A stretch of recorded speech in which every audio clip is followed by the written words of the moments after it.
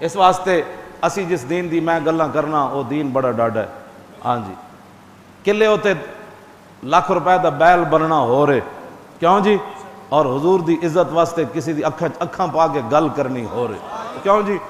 ہاں رشوت دے پیسے لوگوں کو بڑے, 2 نمبر مال دے پیسے لوگوں کو بڑے. ہاں جی میں تو ویکھ کے نا پریشان ہونا لوگوں کہ اس بندے نو کہو ہوتے کہاں خلیل و بنا, قربانی کے لیے یہ ایسے چڑھا ہو کر بیل پکڑ کے چل رہا ہے. اس نو کدی پوچھو حضور دی عزت واسطے بھی انج چلے آؤ کیوں جی. اس نو قربانی دا مسئلہ سمجھ آیا کیونکہ وہ فریزر بھرنے سن تے رانا لینیاں سن تے دینیاں سن.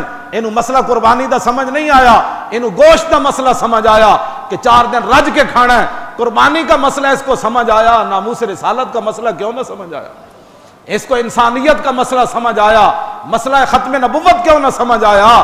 اس کو انسانیت کا مسئلہ سمجھ آیا, اس کو جناب ناموس رسالت کا مسئلہ کیوں نہ سمجھ آیا. میں اسی بات پر پریشان ہوتا ہوں کہ قربانی کے لیے لوگ بڑے بڑے جانور خرید کے ٹہلتے ہیں اور ان کو لے جاتے ہیں, لوگوں کو دکھاتے ہیں یہ ہم نے خریدا.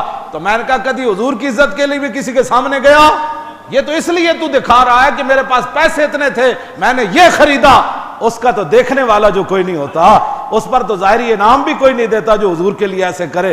ہاں وہ تو مالک دیکھ رہے ہیں نا, اس کے لیے کبھی میں جڑے سنت ابراہیمی دے بڑے جناب تے حضور دی عزت دا انہاں نو پتہ ہی کوئی نہیں, انہاں واسطے میں شعر پڑھن لگا.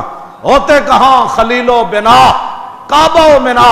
اعلیٰ حضرت کہندے نے حضور جناب خلیل اللہ کتوں ہوندے, منا کتوں ہوندا, کعبہ کتوں ہوندا. ہوتے کہاں کا خلیل و بنا کعبہ و منا, لولاک والے صاحبی سب تیرے گھر کی ہے. ہاں جے حضور تسی نہ ہوندے تو پھر کعبہ کتوں ہوندا, منا کتوں ہوندا, جناب خلیل اللہ کتوں ہوندے, قربانیاں کتوں ہوندیاں, جناب اسماعیل نو لٹایا کتوں جاندا. اے حضور تسی آئے تے ساریاں چیزیں مارز وجود چاہیے. مولا علی نے واری تیری نیند پر نماز, اور وہ بھی اثر جو سب سے اعلیٰ خطر کی ہے, بلکہ صدیق غار میں جان ان پہ دے چکے, اور حفظ جان تو جان فروز غرر کی ہے. ہاں تو نے انہیں جان دی, انہیں پھیر دی نماز, پر وہ تو کر چکے تھے جو کرنی. اگے اعلیٰ حضرت پھر کی گل کی تھی, ثابت ہوا کہ جملہ فرائض فرود معنی میں اج تک بیان نہیں کیتا.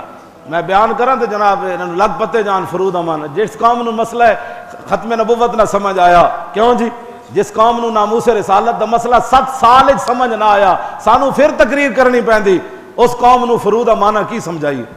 ہاں جی بالکل ہے, میں تو انہا پکی بات کر رہا. مسئلہ سمجھ آوے تو ایک لفظ نال بھی آ جاندہ, ہاں جی نہ آوے تو 7 سال ساڑیاں تقریرہ نہ بھی چھڑو جی ایویں مولوی لگا رہا.